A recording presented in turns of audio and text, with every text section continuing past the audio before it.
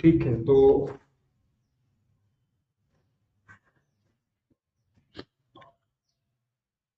आज का टॉपिक है सांप्रदायिक पंचांग या कम्युनल अवार्ड।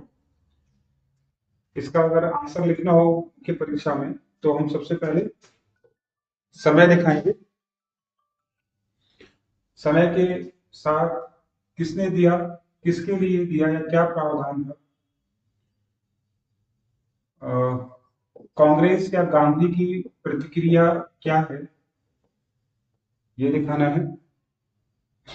और अंततः परिणाम क्या निकला इसका। तो बहुत सामान्य सा जवाब है, बहुत ज्यादा परेशान होने की जरूरत नहीं इसमें। 1932 में ये दिया गया। किसने दिया? ब्रिटिश सरकार ने दिया। ब्रिटिश सरकार ने किसको दिया? तो जवाब होगा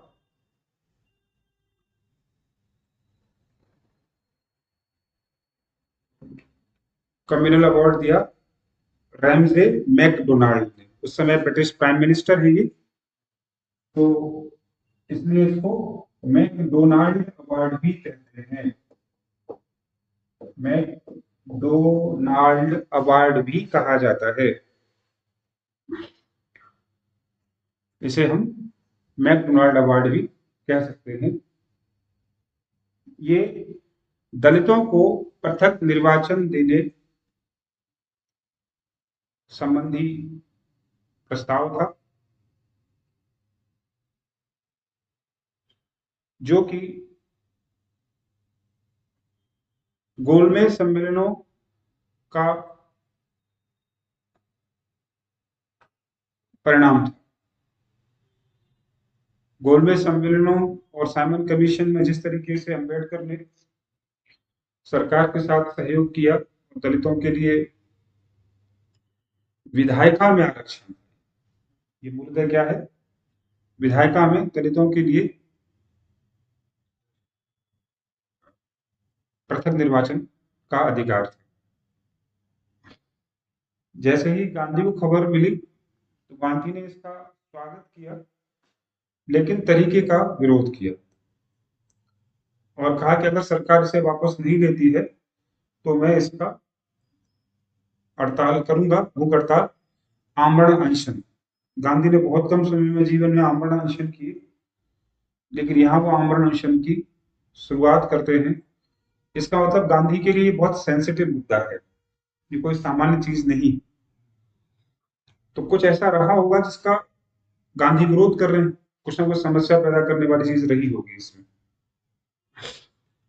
तो जिस प्रकार से भारत को बांटो और राज करो की नीति का पालन अंग्रेज कर रहे थे, उसी नीति के तहत मुस्लिम, सिख और अब दलितों को एक अलग वर्ग मान लिया गया, अलग एंटिटी मान लिया गया। ठीक, इसका सीधा मतलब था कि भारत में अगर एक घर था पहले, तो उस घर में पहले दो बड़े कमरे किए गए, एक हिंदू और एक मुस्लिम का, और बंटवारा कर दिया। फिर उस बड़े घर में सिखों को अलग किया गया और अब दलितों को अलग किया जा रहा है। यानी इस घर के कई सारे टुकड़े होने तय थे। गांधी ने कहा कि तुमने मुसलमानों को दिया, सिखों को दिया, तब तो मैं कुछ नहीं कर सकता था, लेकिन अब मैं ये नहीं होने दूंगा। और गांधी इस समय पूना की यरवरा के भूख हड़ताल बैठ जाते हैं। काफी स्थिति खराब होने लगती है गांधी की स्वास्थ्य दृष्टिकोण से। तो सब लोग चिंतित होते हैं कि गांधी को कुछ हो गया तो मुश्किल हो जाएगी। ऐसी स्थिति में तेज बहादुर सप्रू सामने आए, और भी कई नेता, उन्होंने इसमें मध्यस्थता की। मध्यस्थता किसके बीच में की? गांधी जो प्रतिक्रिया वही दे रहे हैं, और अम्बेडकर के बीच, क्योंकि अम्बेडकर ही लेकर आए अपने प्रयासों से। बिल्कुल ठीक है कि अच्छी चीज थी, लेकिन भारत को तोड़ने के लिए गांधी इसका प्रयोग नहीं होने दे सकते थे। गांधी ने साफ साफ कहा कि दलितों का भला मैं भी चाहता हूँ, हरिजनों का भला बिल्कुल होना चाहिए, लेकिन भारत की कीमत पर नहीं हो। तो मध्यस्थता हुई, अम्बेडकर को बुलाया गया। इसी को पूना पैक्ट के नाम से जाना जाता है। क्या ये पूना पैक्ट? ठीक है। क्या हुआ इसमें ऐसा कि गांधी मान गए और अम्बेडकर ने बीच का रास्ता निकाल दिया गया? तो ये कहा गया कि आरक्षण तो मिलेगा, प्रथम निर्वाचन नहीं मिलेगा। क्या मिलेगा? और जितनी सीटें तुम लेकर आए हो, लगभग 71 या 72 सीटें उनको मिली थी आरक्षण में। उन्होंने कहा मैं डबल से भी ज्यादा दूंगा। 47 के आसपास गांधी ने कमिटमेंट की। डाटा में डेटा भी दिखा दूंगा देखकर। तो डबल सीटें मिल रही थी और कहा कि जो सीट एसटी के लिए रिजर्व होगी वो होगी, लेकिन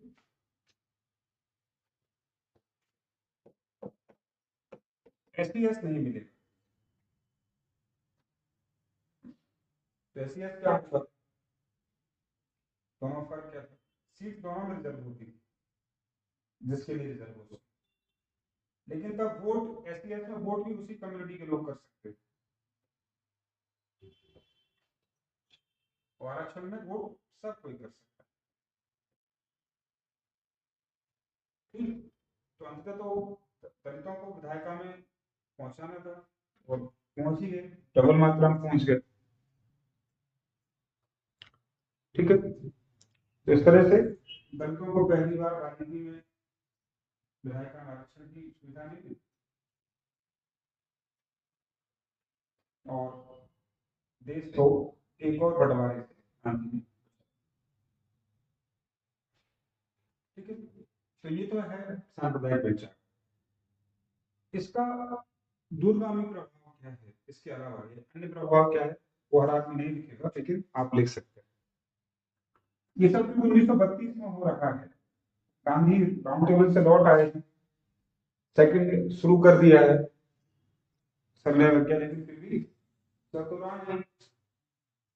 तो गांधी को एक चीज समझ में आ गई कि इस देश की राजनीति में, आजादी में पॉलिटिकल आजादी तो मिल जाएगी, ठीक है, क्या नहीं मिलेगी? सामाजिक आजादी, सामाजिक बराबरी नहीं मिल सकती। तो यहाँ महात्मा गांधी को इस पूरी समस्या से हरिजनों के प्रति विशेष दृष्टिकोण विकसित करने का मौका या समय मिला और गांधी लगभग 1942 तक कुछ और नहीं करेंगे। अगले 10 साल गांधी केवल और केवल हरिजन समस्या को समझने और हरिजन समस्या को दूर करने में अपना समय बिताए, दलित समस्या को दूर करने में समय बिताए। अच्छी चीज थी, यानी गांधी के जीवन में एक आयाम और जुड़ गया। ठीक है। तो गांधी ने भारत की सामाजिक समानता के लिए यहाँ प्रयास किया और हम देखते हैं कि गांधी ने इसके बाद अखिल भारतीय दलित वर्ग संघ बनाया।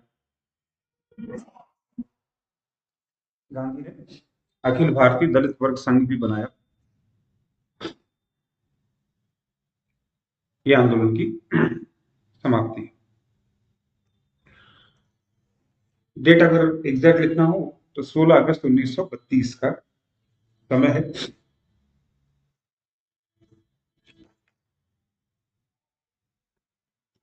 जो नेता इसमें शामिल थे उनका नाम, और उनका नाम डाल सकते हो, मदन मोहन मालवीय, राजेंद्र प्रसाद, राजगोपालाचारी। ठीक है। 71, 147, ठीक है, विजेता जो लिखा है ठीक है, 71 मिली थी, 147 दे दी, डबल से भी ज्यादा करके।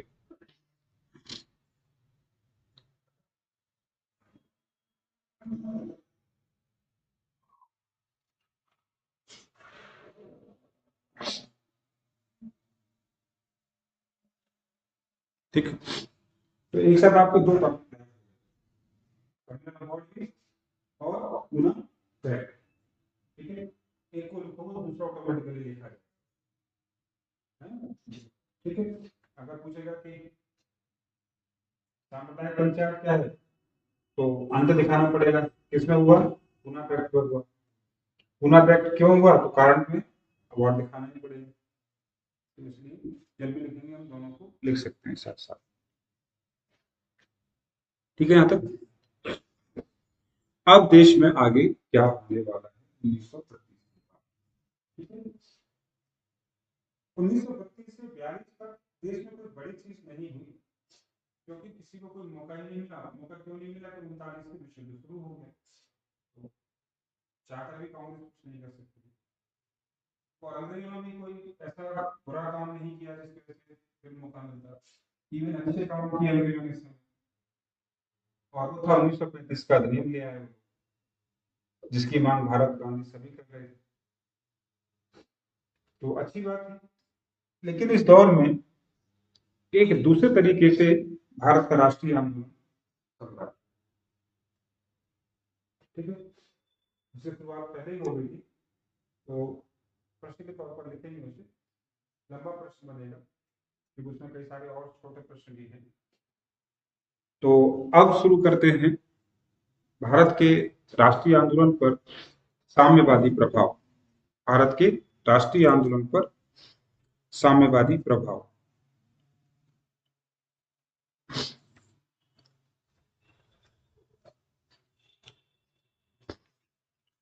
या वामपंथी आंदोलन का राष्ट्रीय आंदोलन पर प्रभाव।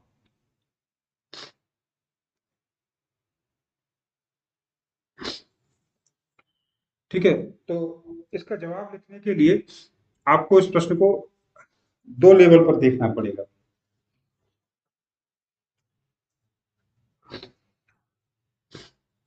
पहले लेवल पर हम समझेंगे कि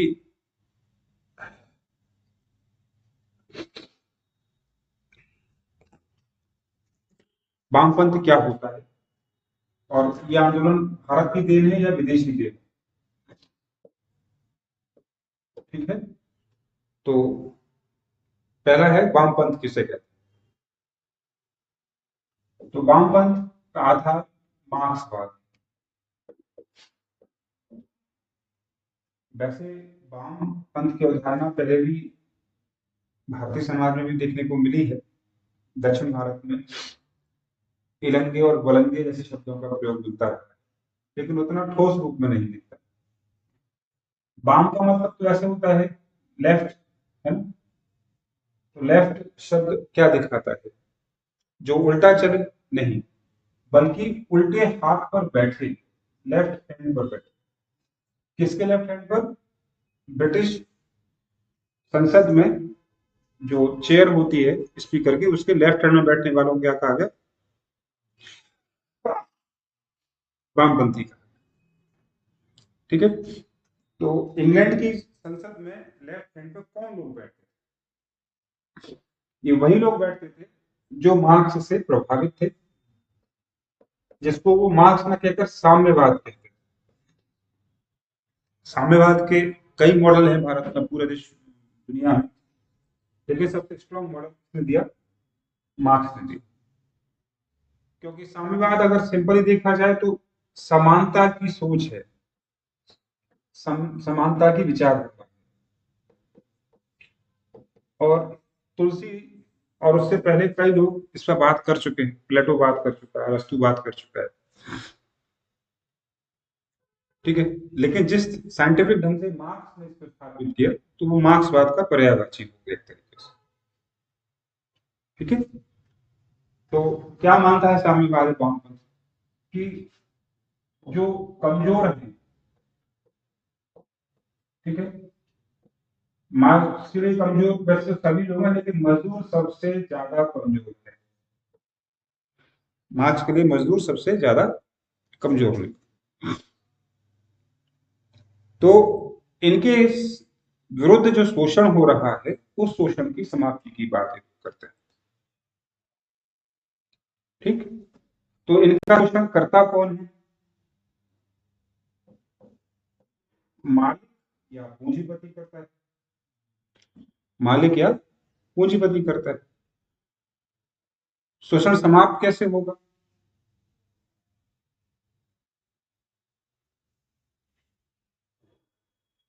शोषण समाप्त कैसे होगा? तो या तो इनको समझा दो, ये समझ जाए। मार्क्स कहता है ये नहीं समझेंगे, तो जड़ से उखाड़ के फेंक दो, तभी ये मानेंगे। यानी मार्क्स के साम्यवाद में समानता के लिए रक्त हिंसा जरूरी है, अर्थात क्रांति जरूरी है। यानी कमजोर मजदूर अपनी ताकत का प्राप्त करेंगे जब क्रांति होगी। तो क्रांति का समर्थन, रक्त क्रांति का समर्थन, हिंसा का समर्थन और मजदूरों की सत्ता स्थापित होनी चाहिए। ये मार्क्स का साम्य। लेकिन भारत से क्या लेना देना है सबको? हम भारत में क्यों पढ़ रहे हैं? तो इस पूरे विचार को लेकर रूस की क्रांति हुई 1917, ठीक है, जिसे हम बोल्शेविक क्रांति कहते हैं, क्योंकि जिन लोगों ने क्रांति लड़ी अपना वो बोल्शेविक कहते थे, तो बोल्शेविक क्रांति हो गई रूसी क्रांति, बोल्शेविक, ठीक है, यानी क्रांतिकारी। तो रूस की बोल्शेविक क्रांति इन विचारों की सफलता का पहला परिणाम थी, सफल परिणाम, जिसने सिद्ध किया कि इस विचार को लेकर कर आगे बढ़ा जाए तो सब कुछ सही हो सकता है। ये एक अच्छा उपाय है, ये लेनिन ने सिद्ध कर दिया। क्लियर है? अभी भी नहीं समझ में आया कि भारत से क्या लेना देना है। जर्मनी में कौन रहता है? मार्क्स। रूस में रहता है लेनिन। हम तो बहुत दूर हैं इन दोनों से। नहीं, हम बिल्कुल बहुत पास खड़े हैं। क्यों पास खड़े हैं? उसका कारण है। क्या कारण है? कारण ये है कि जो पूंजीपति है या पूंजीवाद है वो इंग्लैंड इसका जन्म है। अमेरिका ने इससे पाला पोषा और फैलाया दुनिया में। तो पूंजीपति यानी यूनाइटेड किंगडम का खात्मा करना होगा। और भारत में कौन है? इंग्लैंड है, इसको खात्मा करना है। भारत में मजदूर तो है नहीं, तो भारत में मजदूर भले ही ना हो, लेकिन हमने इनको क्या मान लिया? शोषण का प्रतीक मान लिया। और लेनिन को आधार बनाकर, मार्क्स को आधार बनाकर हमने कहा कि जब ये तो मजदूर हैं, केवल एक वर्ग है समाज का जो शोषित है, हमारा तो पूरा देश शोषित है, हर वर्ग शोषित है, तो क्यों हम ना इसके लिए कोशिश करें और लड़े। ठीक, तो भारतीय हो गए किसका प्रतीक? कमजोर का प्रतीक, ना कि मजदूरों का। ठीक है, क्योंकि हमारे कमजोर में तो मजदूर भी शामिल था, किसान भी शामिल है, दलित भी शामिल है, अल्पसंख्यक भी शामिल है।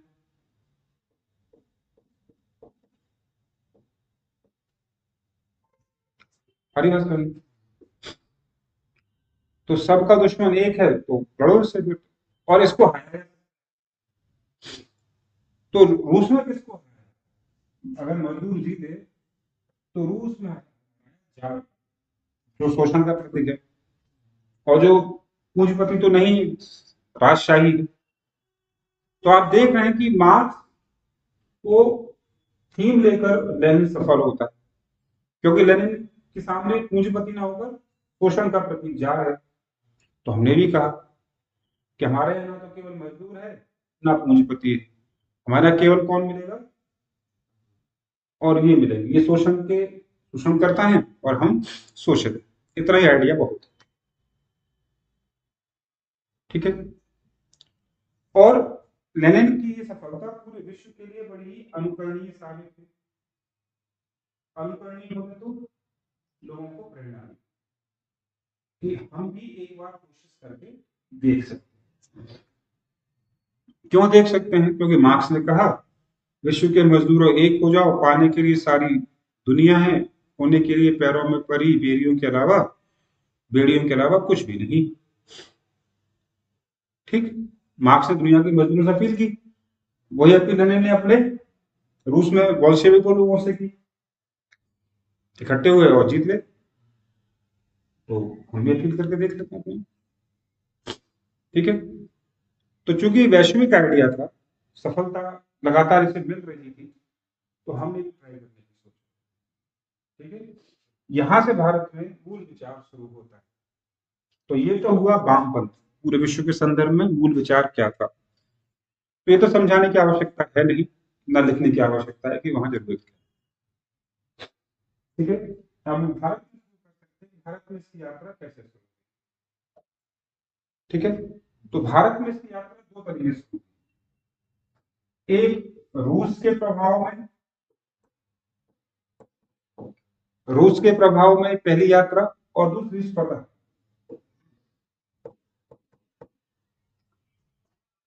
यानी लेनिन का कोई प्रभाव नहीं।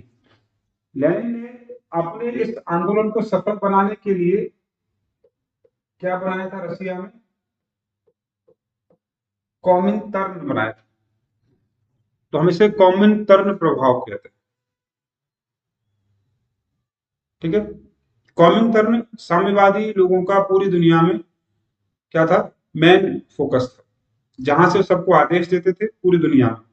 जर्मनी में तो, चाइना में तो, जिसको जहां चाहिए वो कॉमिनटर्न से आदेश दे सकता था, यानी जोड़ के देख सकता। लेनिन के विचार को जो भी फॉलो करना चाहे अपने देश में फॉलो करे, ठीक, लेनिन उसे सपोर्ट करेगा। तो उसे किसकी बात माननी होगी, कॉमिनटर्न की बात। क्योंकि अकेला लेनिन करता तो शायद उतनी मान्यता नहीं मिलती। तो रशिया में उन विचारों के समूह को शीर्ष बॉडी को क्या कह दिया गया, कॉमिनटर्न। इस विचार से प्रभावित होने वालों में पहला आदमी था एम एन रॉय, जो खुद रशिया गए उस समय और लेनिन से मिले, और उसके प्रभाव में उन्होंने ताशकंद में भारतीय कम्युनिस्ट पार्टी की स्थापना की। भारत की, भारतीय नहीं, भारत की कम्युनिस्ट पार्टी नहीं, भारतीय ठीक।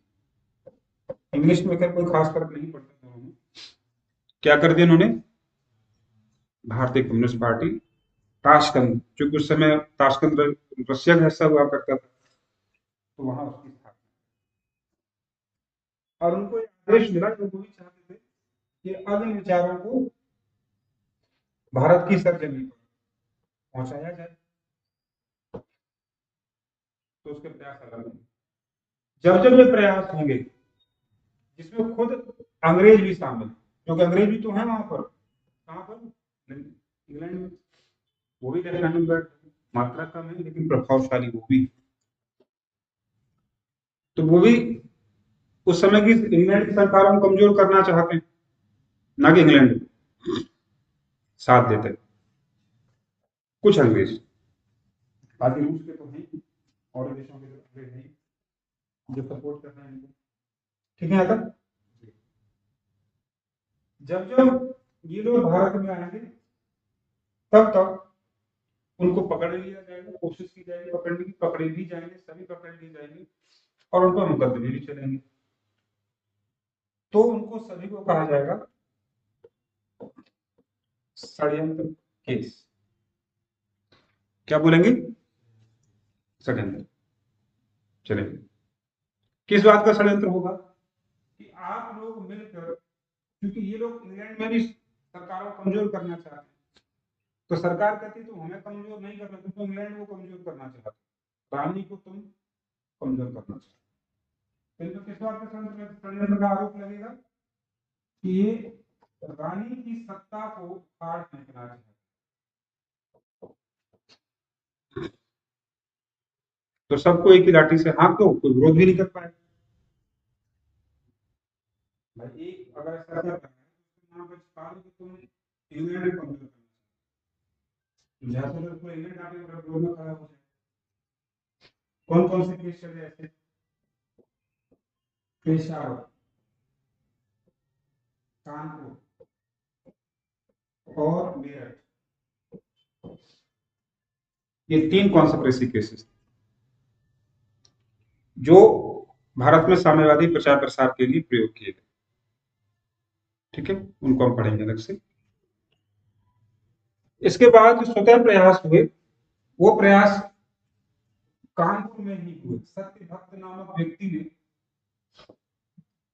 भारत की कम्युनिस्ट पार्टी की स्थापना, भारत की कम्युनिस्ट पार्टी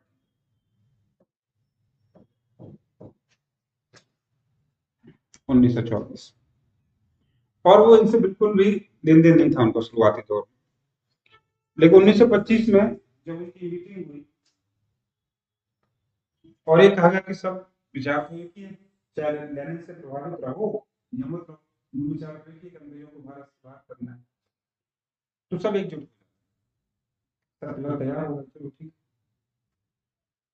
1925 24 में तो मीटिंग पार्टी बनी, 25 में क्या हुआ, पार्टी की मीटिंग हुई और इसमें वो लोग भी आ गए जो यहाँ शामिल हैं, उनके नाम भी लिखने वाले हैं, वो भी शामिल हो गए।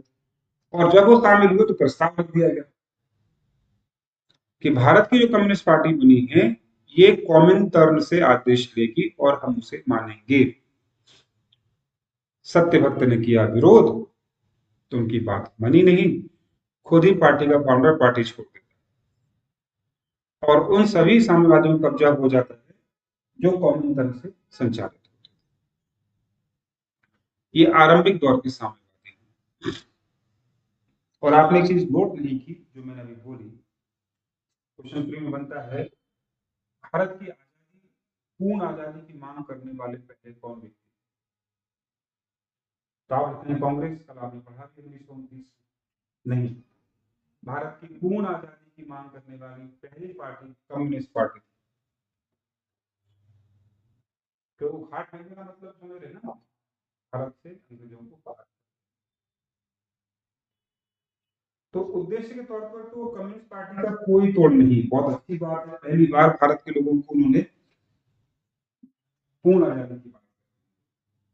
लेकिन गड़बड़ क्या रही हमेशा, आजादी के आंदोलन तक और आज भी आरोप लगता है लोगों पर कि इन्होंने जो निर्णय लिए वो निर्णय कई बार भारत के हित के विपरीत है, भारत के हितों के विपरीत। अलग से पूरा भारत एक तरफ जा रहा है तो ये 10-15 लोग एक तरफ चलना चाहिए, इसलिए शुरुआत में जो लोकप्रियता मिली बाद में खाली, बाद में शून्य हो। 1942 के आंदोलन में इनका इतना घातक कदम इन्होंने उठाया अपने लिए कि इन्होंने इंग्लैंड का समर्थन कर दिया और इंडिया को रुका बना। ठीक है, जिन्ना का मना करना तो समझ में आता है, लेकिन इनका मना करने में लॉजिक नहीं था। और इन्होंने गांधी को तो क्या कह दिया, पूंजीपतियों का रिप्रेजेंटेटिव। गांधी का आलोचना, गांधी उल्टा सीधा बोले तो लोग ऐसे नाराज हुए। ठीक है, तो जो कहानी 1917 से शुरू हुई कॉमन टर्म से, वो लगभग 1942 तक चली फुल फेज। 42 के बाद धीमे धीमे लोग बाहर हो जाते हैं, प्रभाव बहुत ज्यादा नहीं रहता। लेकिन ये जो साम्यवादी प्रभाव है, जैसे मैंने कल भी कहा था, युवाओं को आकर्षित जरूर करता है। अलग अलग नेहरू युवा है तो नेहरू को समाजवाद के रूप में आकर्षित करता है। ठीक, यानी साम्यवाद के उद्देश्य को ले लिया जाए और गांधी के तरीकों को ले लिया जाए तो क्या बन जाता है, समाज। समानता चाहिए लेकिन हिंसा नहीं, तो क्या हो गया तरीके से वो एक हद तक, ये तो नहीं कहूंगा कि 100% ऐसा ही होता है, लेकिन मूल विचार बन जाता है। ठीक, यही स्थिति सुभाष चंद्र बोस के साथ है। फिर उन्होंने 1939 में कांग्रेस छोड़ी, फॉरवर्ड ब्लॉक बने, वो भी इसी विचार से प्रभावित, क्रांति के वजह। कांग्रेस के अंदर समाजवादी पार्टी बनी, कांग्रेस सोशलिस्ट पार्टी, वो भी इसी विचार से प्रभावित। लेकिन जैसा मैंने कहा, जो भी होगा, चाहे कांग्रेस के अंदर राम मनोहर लोहिया हो, जयप्रकाश हो, चाहे सुहास हो, कोई भी एक्सवाइजेड, ये सब समाजवादी हैं और गांधी के विपरीत नहीं जाना चाहते, क्रांति का समर्थन करते हैं, हिंसा नहीं चाहते, देश की आजादी की मांग करते हैं, लेकिन गांधी के इस तरीके से। ठीक है, अहिंसा का मतलब वो हिंसा नहीं कि मार काट, हिंसा का मतलब आमने सामने लड़ाई लड़ो, युद्ध लड़ो, एक बार फैसला करो, यानी मानसिकता हिंसा की नहीं। युद्ध उनको लगता है कि एक ही उपकरण बचा है, कभी जैसे मानेंगे नहीं तो हटा, इस तरह से। तो इसलिए कल मैंने कहा कि 1929 में गांधी ने नेहरू को आगे इसलिए किया, अभी आप समय देखेंगे सब तो आपको लगेगा कि हाँ गांधी ने समय रहते सही कदम उठाया और इन लोगों को, इन लोगों मतलब कांग्रेस के अंदर जो विचार उसको नेहरू का नाम देकर उन्होंने, ये पूरा विचार है भारत में शामिल। अब मूल्यांकन करते हैं क्या किया है। तो जैसा मैंने अभी कहा, आरंभिक तौर पर तो बिल्कुल ठीक है कि गांधी के पैरेलल अंग्रेजों पर अंतरराष्ट्रीय दबाव, भय पैदा किया, इसमें कोई डर नहीं। गांधी 1932 में सब कर पाए, 31-32 में, लेकिन इन लोगों ने अपनी स्थापना के टाइम से ही अंग्रेजों के काम खड़े कर दिए, क्योंकि भारत में ऑलरेडी क्रांति हो चुकी थी, दूसरी क्रांति का विचार बड़ा सामान्य था, इसलिए इन लोगों ने, जब भी इन लोगों को पता पूरी आड़ से कुछ नहीं।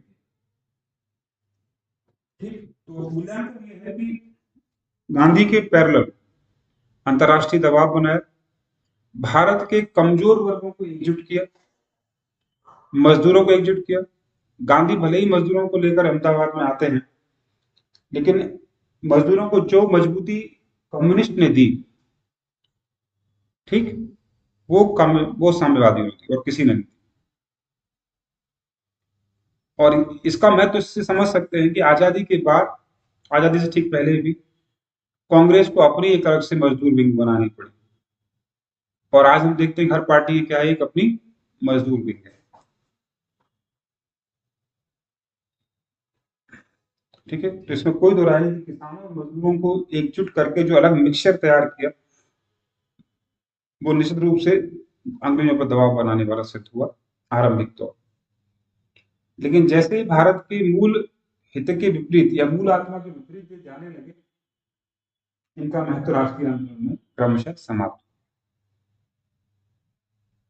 कब? जब गांधी और देश की आजादी के विरोध में ही काम करने लगते हैं तब,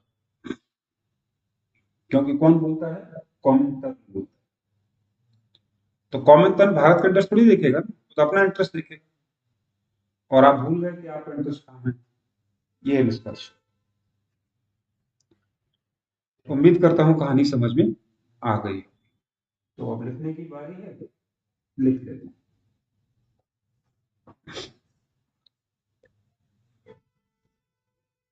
ठीक है, तो भारत में वामपंथी, एक मिनट फिर से लिखिए।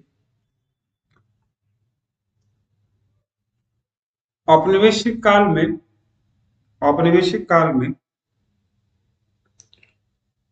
आधुनिक उद्योगों के विकास, आधुनिक उद्योगों के विकास, कौमा वैश्विक मंदी, 1928 की वैश्विक मंदी और बोल्शेविक क्रांति के परिणाम स्वरूप, बोल्शेविक क्रांति के परिणाम स्वरूप भारत में आर्थिक असंतोष ने, उभरे आर्थिक असंतोष ने वामपंथी विचारों को पनपने की जमीन दी।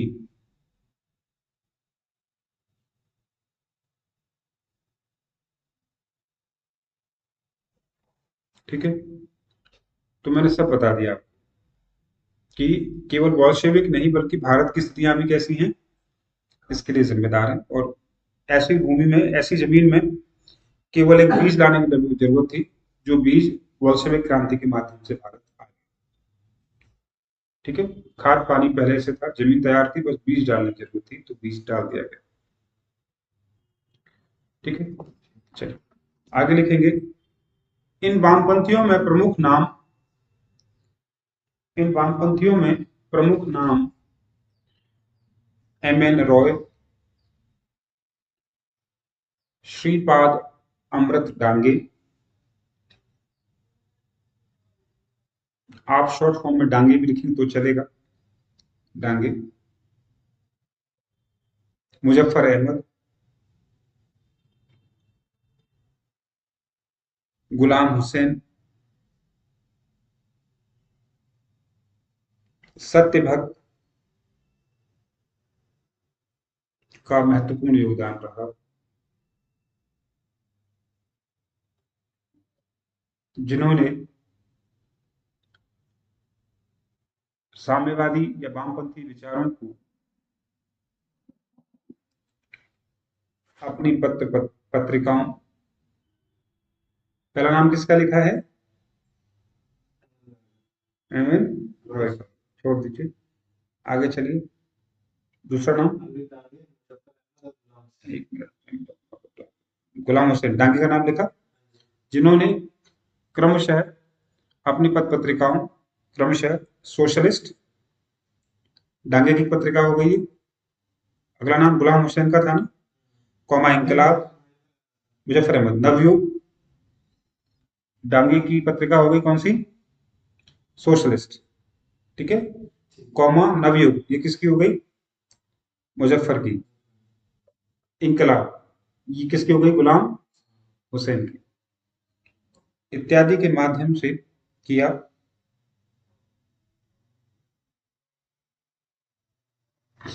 Next line, M.N.. रॉय ने भारत से बाहर, अगली लाइन में लिखना, एम.एन. रॉय ने भारत से बाहर 1920 अक्टूबर में 1920 के अक्टूबर में ताशकंद में लेनिन के प्रभाव से या कॉमिनटर्न के प्रभाव से भारतीय कम्युनिस्ट पार्टी की स्थापना की। भारतीय कम्युनिस्ट पार्टी की स्थापना की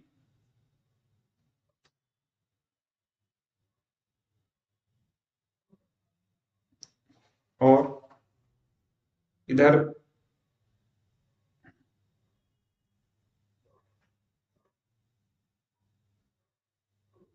कानपुर में सत्य भक्त ने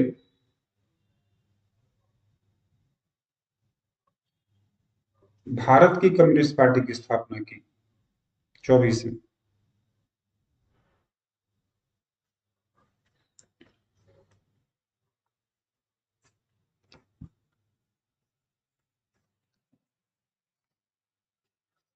ठीक है, नेक्स्ट लाइन, इस आंदोलन का सबसे महत्वपूर्ण तत्व था या महत्वपूर्ण मांग थी भारत की पूर्ण आजादी। क्या मांग लिया उन्होंने? पूर्ण आजादी। ऐसा करने वाली सबसे पहली पार्टी थी पूर्ण आजादी और आर्थिक रूप से समतावादी समाज की स्थापना।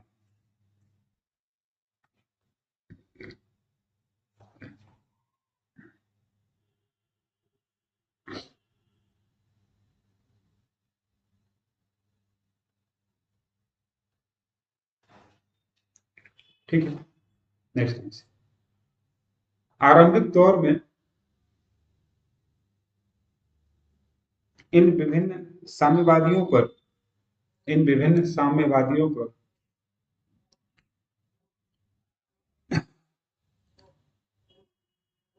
अपने विचारों को भारत में फैलाने के कारण, 1920 क्रमशः कानपुर, मेरठ। कानपुर से पहले क्या लिखा था? पेशावर। हम्म? पेशावर, फिर कानपुर, फिर मेरठ, ये क्रम याद रखिएगा। षड्यंत्र केस चले, षड्यंत्र केस चले, क्योंकि उन पर या इन पर ब्रिटिश साम्राज्य की सत्ता उखाड़ने का आरोप था।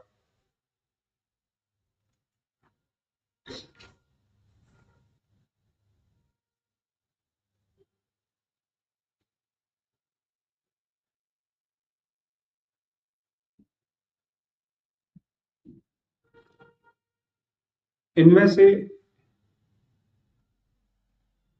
छोड़ दो, इसे लाइन पे छोड़ दो। बस सुन लो नाम को, ना कभी काम आए तो फ्री में लिख सकते हो कि हुआ क्या था। जो तीसरा केस था मेरठ के वाला केस, अच्छा इन तीनों का समय भी लिखो, इससे थोड़ी कहानी और समझ में आ जाएगी। पेशावर केस की कहानी 22-23 की है। कानपुर केस की कहानी 1924 की है। और मेरठ की कहानी 1929 से 33 की है।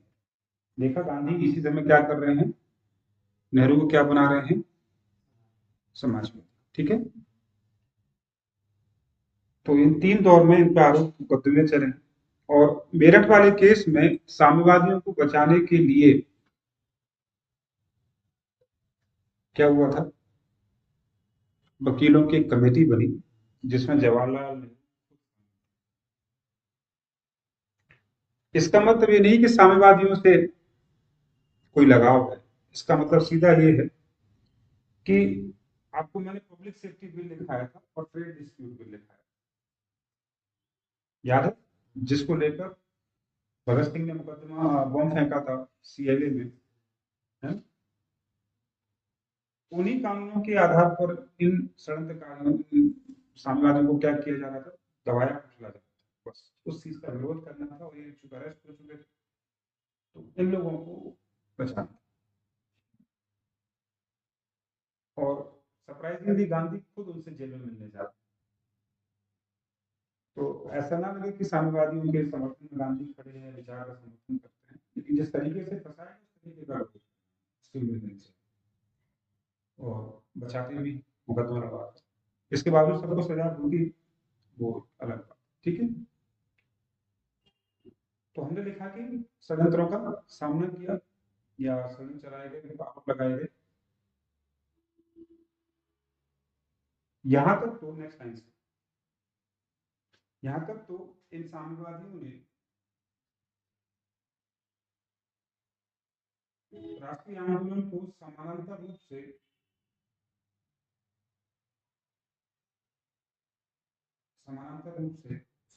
मतलब गांधी के समानांतर चलाया,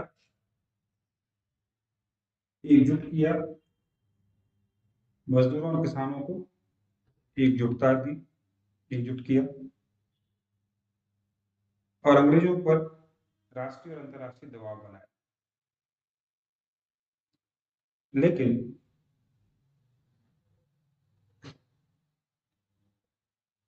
गांधी की अनावश्यक आलोचना,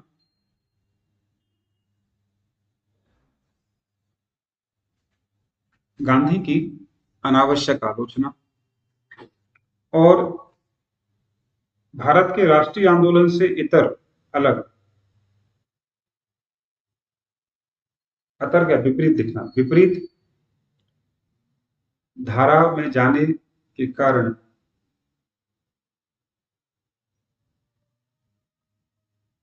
ये जल्द ही अप्रासंगिक भी हो गए। तो जितनी तेजी से उभरे उतनी तेजी से असफल भी हुए।